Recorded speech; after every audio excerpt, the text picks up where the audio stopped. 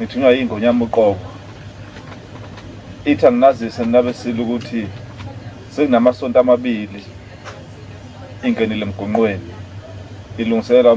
Yeah, sanibonani wengane zakwethu, ngiyethemba ukuthi niyaphila. Please make sure you do subscribe and then share, comment, ucindezele ulike kumahala nje lokho Nkosi yami akwenzele lutho olukhulu nje. Namhlanje sikhuluma ngenkosi yamaZulu iKing. Hey, hayi fethu. Sikhuluma ngenkosi yamaZulu uKing. Ubalo uKing Misuzulu. Sorry. uKing Misuzulu. uMisuzulu kaZwelithini. uKing Misuzulu Zulu kaZwelithini. Okuyena inkosi ebusayo yamaZulu njengamanje ehleli ehlalweni. Ngikhumbula ukuthi before inkosi ke le azihlala ihlaleni kwaba nje nezinkinga eziningi bangisala nobhotwayo uSimakade kwase kuyale nale kodwa ke wagcina ke kubo yena ukuthathile ziningi into esezenzakalile ke sinsengenile ebukhosini kubalwa nokuhlakaza nokuxosha aphinda axosha umkhulumeli wakhe okade semqashile okhulumela amaZulu uButhelezi okade engena esikhundleni semntwana uButhelezi amantombazane elwa amavideo akhe elikhaya ehle nabantu edakiwe kuningi nje ukuthatha umfazi onezingane eziwu3 oyengise university uba nentombazane eyayifuna ukuyomqabula lapha estage wavuma wathi yazi kodwa ke regardless of everything the king of the Zulu king uKing Misuzulu uhlanga lomhlabathi yena yedwa Nkosi yami esimaziyo siphethe singakuconfirma ukuthi ke usolikhiphela usuku lakhe lomshado namhlanje ke uye wakhipha usuku lakhe lomshado ngomlomo womntwana uSemphiwe Zulu asiyamemezela umntwana uSemphiwe Zulu memezela ukuthi inkosi njengamanje semgonqweni njoba kunemicimbi yakaZulu ezobe kwenzakala bese ke sisuka ke futhi lapho bese ke ziyawushaya ngizocela ukuthi ulelele ivideo elandelayo ukuze uzwe ukuthi inkosi ke zushaya nini usuku layo kanye nakho konke sikushilo sizokhumbula ukuthi ke uKing Misuzulu ufakile amaphepha enkantolo last week ukuthi adivorce ngokusheshsha unkosikazi wakhe omunye onabantwana naye bebangathanda ukudalula igama kodwa ke sekuyacaca phela njengezinqa zembuzo ukuthi umuphi lo odivorcewayo ngoba lo wasesazini wahamba kudala vele futhi bebengenangane naye bade sesele ulo waseNewcastle obenezingane naye hayi ke sekusela uMaka Enzo ke manje into zamaMaka Enzo uhlangana uMaka Enzo nje u2024 uqala kodwa ke ubesho ukuthi inhliziyo isiyamthanda yike semthatha ke njengamanje uyena kusezoba ke uNdlunkulu ngokuphelele eyedwa engabangiswa umuntu siyayi akawulalele umntwana uSemphiwe Zulu echaza ke ngomgidi wenkosi ukuthi uzoqala kanjani nokuthi mhlambe nimenyiwe noma nimenyiwe na unsubscribe nina bosithatha isizwe sonke likaMthaniya nina besilo egameni lesilo ngithunywa yingonyama uqobo ithi anginazise nina besilo ukuthi sekunamasonto amabili ingenile emgonqweni ilungiselela umkhosi womeshwama noma igonqele umkhosi womeshwama wasazi ukuthi umkhosi womeshwama usuke isikhathi lapho ingonyama khona izotha khona igonqa yenzela inhlambuluko yesizwe ukuthi unyaka lowo sukulandela ube unyaka oqala ube kahle ube nezibusiso ube nesizotha esizweni siyazi ke nabesile ukuthi amasonto amabili edlule uqalile umkhosi esigodlweni eMashobeni waphuma washona kwaSokhulu wahamba inzuku oyihambayo waze waphinde wabuya weza ngaphansi esigodlweni njengamanje ke umkhosi uyaqhubeka ngiyamigonqile umsebenzi uhamba kahle futhi sibona ngisho nangeimvula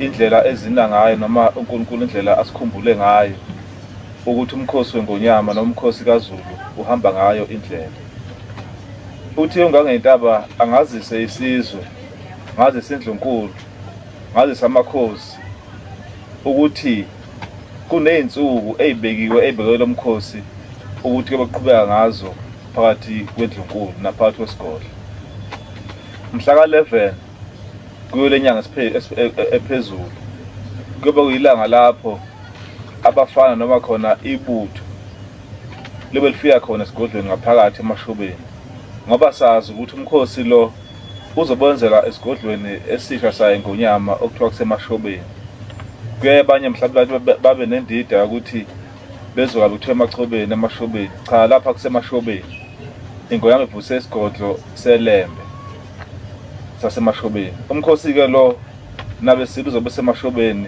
esigodlweni mhla 11 ibutho liyafika kakhulukazi elincane esingakhuthaza kakhulu leli butho okuyilona elabuthwa ngonyaka odlule nabanye abadadlana kunalo abaseyinjejana ukuthi beze bazokweseka umkhosi weNgonyama. Mhla ka-12 kuyobe sekuphunywa sikuyogawula usekwana zona iy'nsizwa lezi. Mhla ka-13 kubiwa inhlambelo. Kuyothi mhla ka-14 kuyo ephezulu kuzosaba mhla ka-15 ngakusasa ebusuku lapho kugcwala khona inyanga. Iy'nsizwa-ke ziyobe sezibamba inkunzi njengoba sazi-ke lolo siko lwenziwe, ziyobe siyibamba inkunzi kuzosaba mhla ka-15 ngakusasa.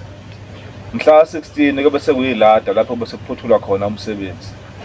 Ukuthi mhla umsebenzi usuphothulwa kuyacelakala futhi imvubo yomhlaba iyacela ukuthi sonke isizwe, ibutho likaZulu kakhulukazi, nabo omama nobani babe khona. Kube sekuyilanga elikhulu lapho sekuchithwa khona ibutho sekwenziwa khona umsebenzi wokugoqwa. Ibisiqhubeka-ke imvubo yomhlaba isithi kuyothi sekwenziwe konke lokho waphetha umsebenzi. Siyazi ukuthi mhla ngoJanuwari sibe nomkhosi omkhulu lo waseSandlwana. Emkhosini lo waseSandlwana uyabe mhla ka-22 Januwari.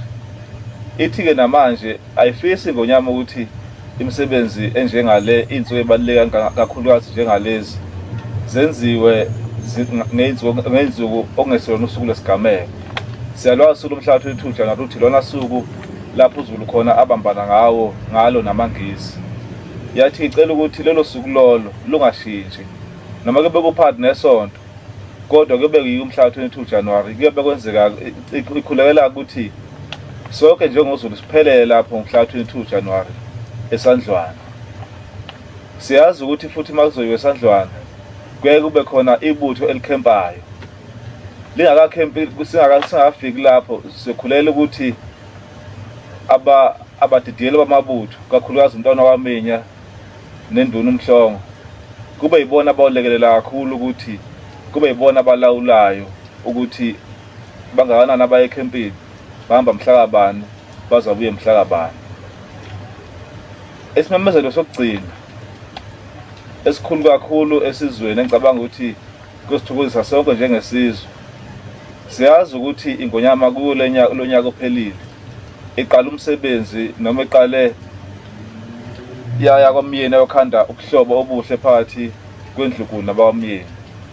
Kwenziwe konke, kwenziwa amalobolo, kwenziwa ingqabamasondo. Njengamanje kothi mhla ka-24 kuyo le nyanga ephezulu ilapho-ke kuyobe kunomkhehlo kwaMyeni ekhaya kwaMyeni lapho ozalwa khona uNdlunkulu wethu owuyena ozogana isilo. Mhla ka-24 kuJanuwari kuyobe sekuba umkhehlo khona. Kudlule ilanga la ngomhla ka-25 njengoba sazi nabesilo ukuthi iNgonyama na uNdlunkulu uMyeni bayikhethele ukuthi bangaba ngamalunga ebandla lamaNazaretha. Umsebenzi waNgonyama ubusenziwa ngesonto, umsebenzi omkhulu-ke lapho odinga isizwe sonke sikaZulu ukuthi siphelele, amakhosi aseNdlunkulu aphelele, iNdlunkulu yonke ukuthi iphelele. Lapho kube suku olukhulu lomgcagco phakathi kwayo iNgonyama yethu noNdlunkulu uMdolomba kaMyeni mhla ka-26 kuJanuwari. Bengathi nabesilo nabohlanga angiyime lapho kakhulukazi imvubo yomhlaba ibigcizelela lokho ukuthi isizwe sazi ukuthi ikuphi okwenzekayo njengamanje njengaphakathi ngapha eNdlunkulu. Kodwa ngicela ukubuyela nje kafishane emuva lapha emkhosini lo kweShwama ukuthi ibutho kakhulu kugqokwa igeja ngelanga elikhulu okusuke sekugcinwa ngalo mhla ka-15. Igeja amashoba lawa ahamba lapha emahlombe kakhulukazi amashoba ilona langa lawo ukuthi agqoka leli igeja. Ney'nduku zethu esiy'phathayo asiy'phathi izagila, asibaphathi odonkana, siphatha iy'nduku eziyimshiza ezipisholo ezimnyama. Ngalowo langa lelo ukuthi uma silapho lo mkhosi lowo siphatha iy'nduku ezimnyama bazoyazi imithi emnyama abantu ebanemibala emnyama uma isivuthiwe. Ilezo nduku lezo imshiza emnyama namashoba ngalowo langa lelo. Bengathi nabesilo ilo myalezo ophuma komkhulu ophuma eNgonyameni yethu ithi asidlulise lokho nabantwana bekhona, umntwana wami ukhona umdidiyelo wamabutho, ukhona umntwana wasuke simbona umntwana Qaphelani, ukhona egameni laSisilo sithi ilo myalezo weNgonyama Asikhulekeni nabendlovu. Sibonga. Wena wendlovu. Wena wendlovu. Wena wendlovu. Wena wendlovu. Bayede. Bayede. Sangalweso.